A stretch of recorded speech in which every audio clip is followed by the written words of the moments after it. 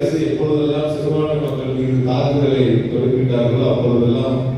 நெஞ்சத்தோடு அந்த தாக்குதலை எதிர்த்து சிறுபான்மை மக்களுக்கு அரணாக இருந்து திராவிட மாடல் அரசை நடத்தக்கூடிய முதலமைச்சர் மாண்புமிகு தளபதி அவர்கள் எந்த நேரத்தில் எந்த விதமான தாக்குதலாக இருந்தாலும் சரி அதை முறியடிக்கக்கூடிய வகையில் நாடாளுமன்றத்தில் திராவிட முன்னேற்ற கழகத்தினுடைய நாடாளுமன்ற உறுப்பினருடைய குரலும் சரி, தமிழ்நாட்டில் முதலமைச்சருடைய அந்த சட்டமன்றத்தில் நிறைவேற்றப்படக்கூடிய தீர்மானங்களாக இருந்தாலும் சரி, 2 தினங்களுக்கு முன்பாக நிறைவேற்றப்பட்ட அந்த வகுப்பு சட்டத்தினுடைய அந்த தீர்மானமாக இருந்தாலும் சரி, நம்முடைய முதலமைச்சர் சிறுபான்மை மக்களுக்கு பாதுகாவலராக அரணாக இருந்து அந்த சட்டமன்றத்தில் தீர்மானத்தை நிறைவேற்றி இருக்கின்றார். இப்படி தொடர்ச்சியாக முதலமைச்சருடைய எண்ணங்கள், சிந்தனைகள்,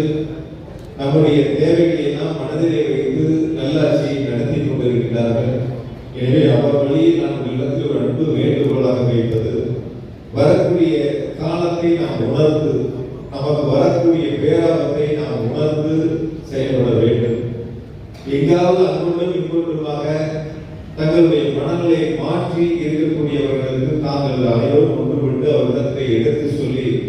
வரக்கூடிய இந்த காலகட்டத்தில் இருக்கக்கூடிய அந்த ஆபத்தை நாம் தடுக்காவிட்டால் வருங்காலம் எப்படி இருக்கும் என்பதை நாம் ஒரு இடம் யோசித்து கூட பார்க்க முடியாது. அந்த அளவிற்கு மிக ஒரு மோசமான